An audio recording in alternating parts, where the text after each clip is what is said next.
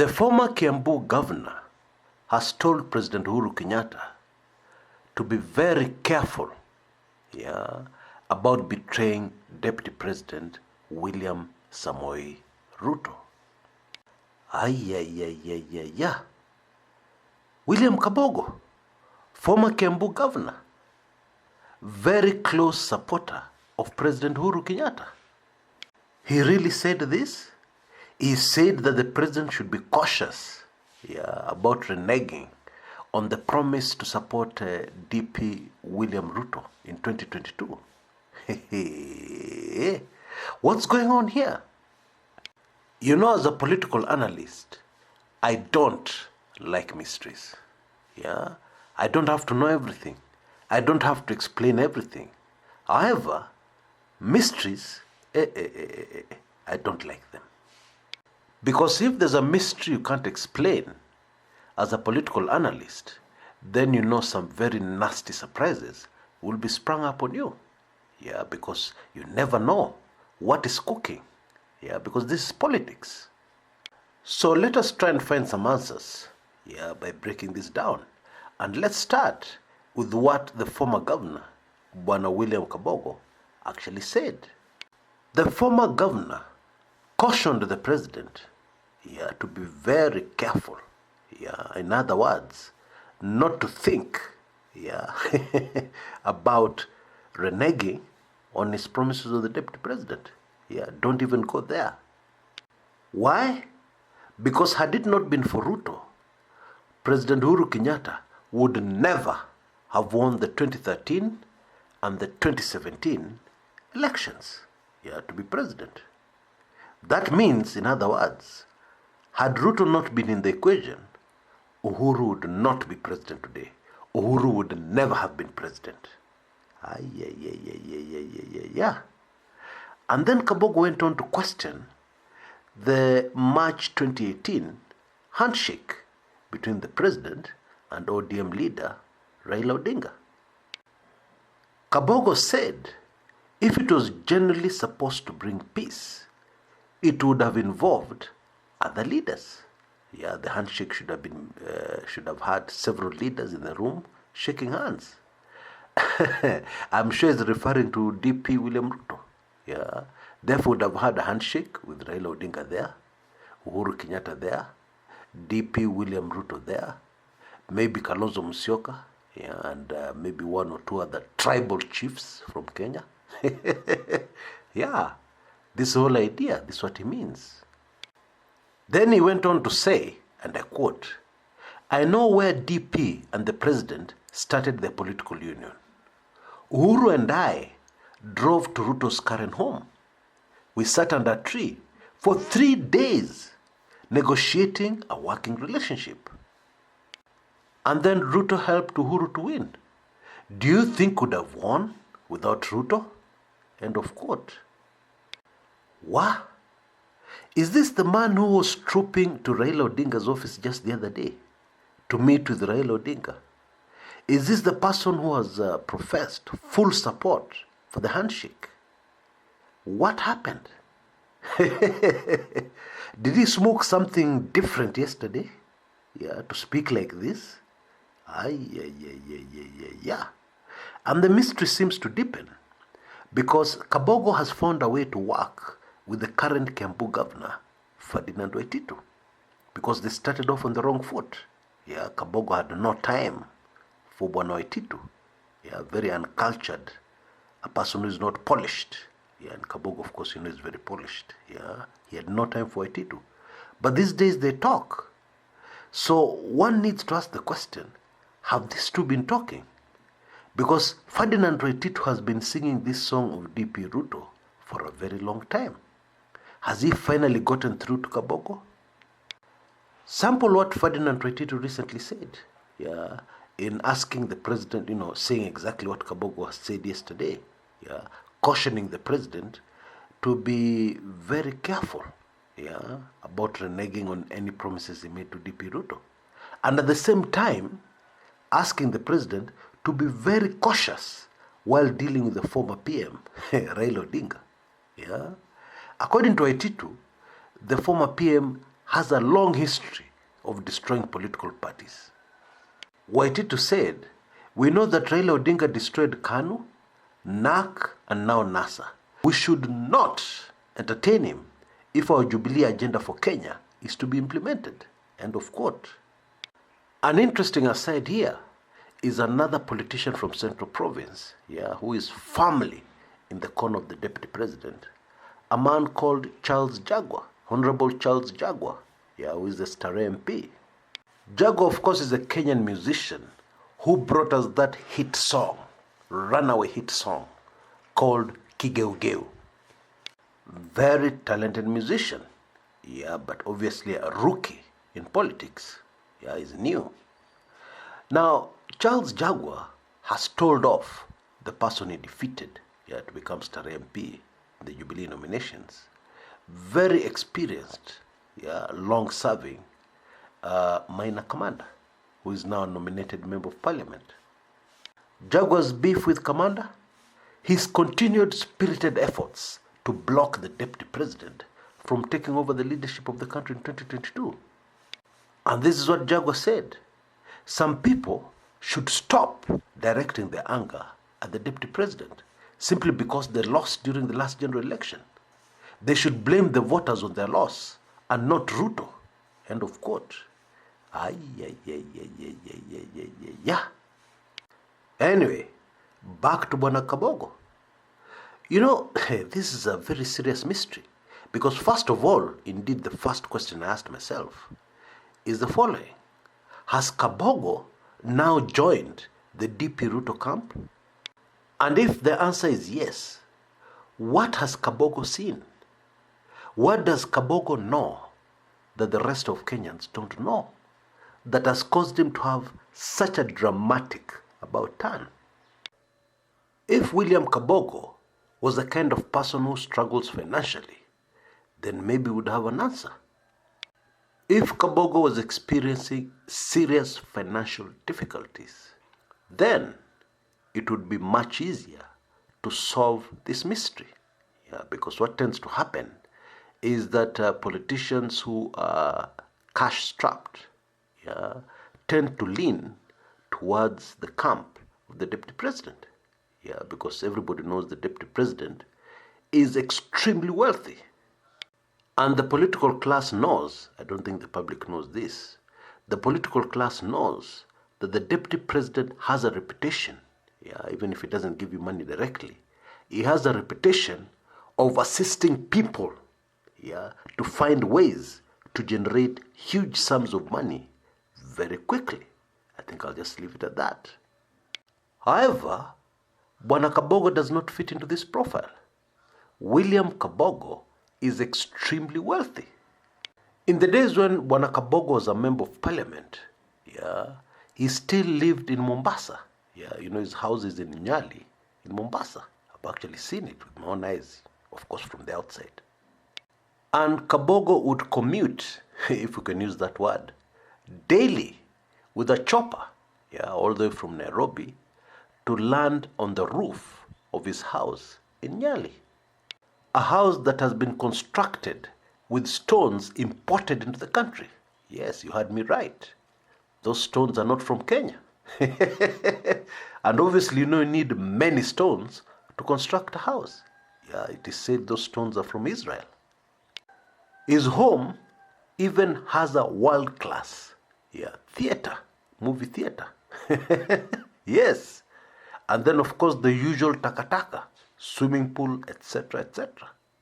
Money has never been a problem for Bwana Kabogo. And I doubt whether it will ever be a problem for Bwana Kabogo unless something major changes in Kenya. And as far as I know, Bwana Kabogo is not currently broke. So much so that he should so quickly shift camps. If he has shifted camps, that is. Fortunately, there are few pointers in this shocking story that may point to the answer to this mystery.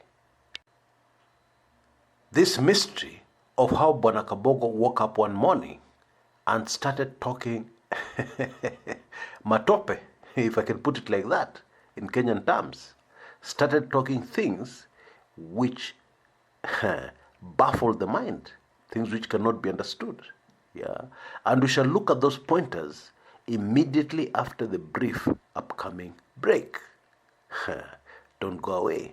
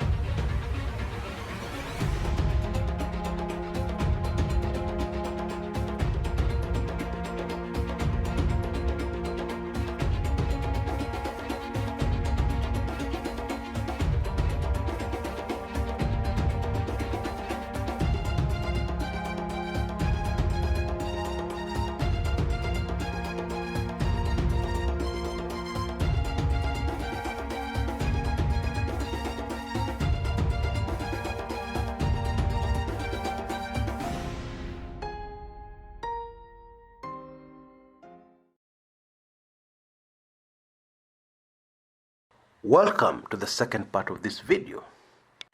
Now, the first clue we must look at in trying to explain the recent utterances of former Kiambu Governor William Kabogo comes from his past erratic behavior. Okay? Bwana Kabogo is the kind of man, who has mood swings. He has been known in the past to wake up one morning and say very outrageous things, that leaves the ears of people ringing. Indeed, most keen political analysts believe this is the reason why he lost his re-election bid to remain Kiambu governor in 2017. Because he said things during these mood swings that the voters took to heart, and never forgave him, up to the time the elections were held. And they voted, against Kabogo with what he said in mind. His inability to be very cautious when he speaks, and to leave emotion out of it, cost him the Kiambu governorship and made it very easy for Ferdinand Waititu to walk in and get the seat very easily from him, without even breaking into a sweat. In one incident, Kabogo was landing with his helicopter somewhere in Kiambu, and his constituents, most of them women, were waiting to receive him. Now, as a chopper is landing, it normally displaces a lot of wind, and as a result of all this commotion the rotors of the helicopter were causing, the skirts of some of his constituents were blown a wee bit too high. And so when Bwana Kabogo emerged from his chopper, he started complaining about the quality of the underwear of his constituents. He talked a long time about the dirty, tattered underwear he had seen. I kid you not. And then he went on to pledge money, that they would go out and buy brand new, presentable underwear. And by this, talking to women. And women are the vast majority of voters, especially in Kiambu, Kiambu County. And not only that, they're extremely influential, mess up with the women in Kiambu County, and I believe this is the same in every part of Kenya. Mess up with the women voters, and you've got a very serious political problem. Most probably, you will lose, any election that comes up after that. Now, Kabogo is known to be the kind of man who will not resist a good joke. And maybe that was his intention here. Because trust me, women are generally clean. yeah, and especially in Kiambu, where I've resided for long periods of time, yeah, it is highly unlikely, yeah, that what Bwana Kabogo was saying about the underwear of his constituents was true. And in any case, underwear is a very personal issue. I doubt whether it falls under the jurisdiction of a governor, yeah, however powerful that governor thinks they are. Anyway, what happened in this case is that the women were initially very embarrassed. They could not believe what they were hearing. Yeah. And then when the embarrassment had subsided, they became very angry. There are those who are very sure, yeah, that this is the incident that ended Bwana Kabogo's career, political career. He was careless with his words. What came out was a lot of arrogance on the part of Bwana Kabogo. And of course, the rest is history. He tried everything. He had a PR company to try and fix his image in Kiambu. Even appeared for a presser, yeah, with his wife, yeah, who had never been seen in public before. He appeared with her in public, even kissed her in public, yeah, in a desperate attempt to repair his image. What the women on the ground were saying was that Bwana Kabogo must think that there's nothing he cannot fix with his money, that he can say anything and get away with it, because at the end of the day, when the elections come, all he needs to do is to distribute money to get the votes. And the women were saying, we will show him. And they did. During the electioneering period, they took his money and voted for Etito, almost to a woman. Anyway, my apologies for getting carried away with that underwear story. My point is, has a long history, yeah, of saying things that leave people baffled. And so, for those who know him well, his latest statement cautioning the president to be very careful about reneging on his promise to DP Ruto is no exception. Yeah, maybe it's his latest careless outburst. Yeah, and there have been many in the past. The second clue is that there's a high possibility that Bwana Kabogo was playing to the gallery. Yeah, why? Because of where he made these remarks. He made these remarks during a radio station interview with a station known as Emo FM. Yeah, now this is a Kalenjin vernacular radio station, incidentally owned by MediaMax. Yeah, you all know who is behind MediaMax. This is a media house associated with the first family, yeah, the Kenyatta family. And so Bwana Kabogo must have known he was speaking to the Kalenjin nation. And of course, speaking to the Kalenjin nation, the last thing you want to do is to praise the handshake. That is a possibility, although it is also a remote possibility. And I'll tell you why. You see, before you get interviewed by a radio station, they have a pretty good idea of what you want to say. Yeah. And in most instances, these interviews with the radio station are instigated by the handler of the person who is interviewed. In other words, yeah, because a radio station is a business. In other words, there is no way Emo FM would have invited Bwana Kabogo, yeah, knowing that he was going to praise the handshake. Which means that Bwana Kabogo's handlers must have persuaded and convinced the radio station to host Bwana Kabogo, which implies a possible political motive by Bwana Kabogo. And that political motive or political agenda could be, I'm not saying it is, could be something called blackmail.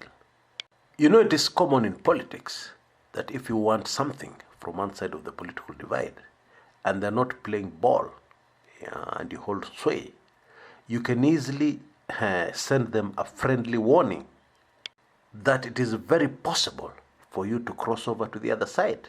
Yeah, and you give them an example by giving a radio interview, yeah, and talking contrary, yeah, to the direction they're headed, contrary to their core views. Yeah, and you see, the whole idea here is that after such an interview, then the side of the political divide that had earlier refused to play ball, yeah, with what you want them to do will take a second look at what you wanted done for yourself. Now, Bwana Kabogo may not have a large political following. Yeah, he doesn't have radical supporters, yeah, in such large numbers that anybody would be threatened politically. However, he has money. Yeah, he's wealthy. And number two, he hails from Central Province. And obviously, the last thing you want, yeah, if you're on the handshake side, is for the popularity of the deputy president, yeah, to get any foothold in the Central Province, yeah, so that Central Province voters are divided. That is something that would definitely frustrate the objectives of the handshake team. And to make matters worse, Bwana Kabogo has always been very close to the president. And therefore, Bwana Kabogo crossing over to the DP Ruto camp would be a big win for the deputy president. Yeah, because he can now tell people, even those close to the president, support him. Either that, or Bwana Kabogo has visited a fortune teller, yeah, he trusts, who has given him a glimpse into the future. And that glimpse into the future has very suddenly caused him to jump ship, change camps. I don't know. And for all intents and purposes, this remains a deep mystery, yeah, even with the insights I've given you. And it is something that is worth following very closely, keeping a very close eye on going forward to see how it develops. Because when we see how it develops, we can easily come to a conclusion that maybe Bwana Kabogo was just in a bad mood. Until next time, this is Chris Kumekucha.